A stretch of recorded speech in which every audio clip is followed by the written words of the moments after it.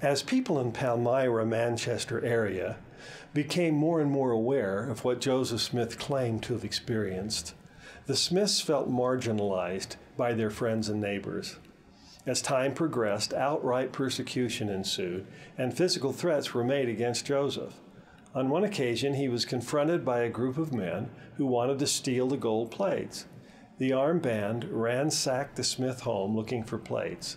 Joseph began to fear for his life, and he and Emma decided it would be best to move so that Joseph could find the peace and tranquility he needed to translate the Book of Mormon record.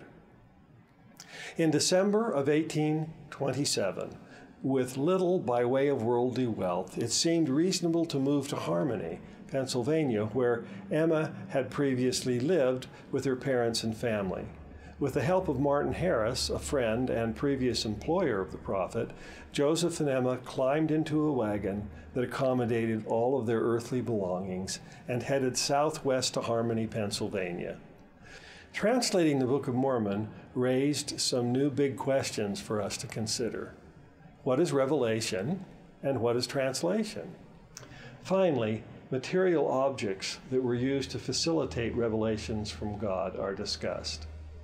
The notion that God uses stones, rods, and other instruments to make known his mind and will is foreign to our culture and way of thinking. However, at the time of Joseph Smith, in biblical times, Book of Mormon times, and in other cultures, such instruments were commonly used. Section 8, therefore, not only addresses God speaking to individuals directly, but also communications from God that come through revelatory objects. On the issue of translation, what did Joseph Smith mean when he said he translated the Book of Mormon? The term translate, as Joseph Smith used it, can be confusing. By it, he did not mean changing words from one language into another like we would translate French into English. Rather, translation meant receiving a revelation that discloses the meaning of an ancient text in a modern language.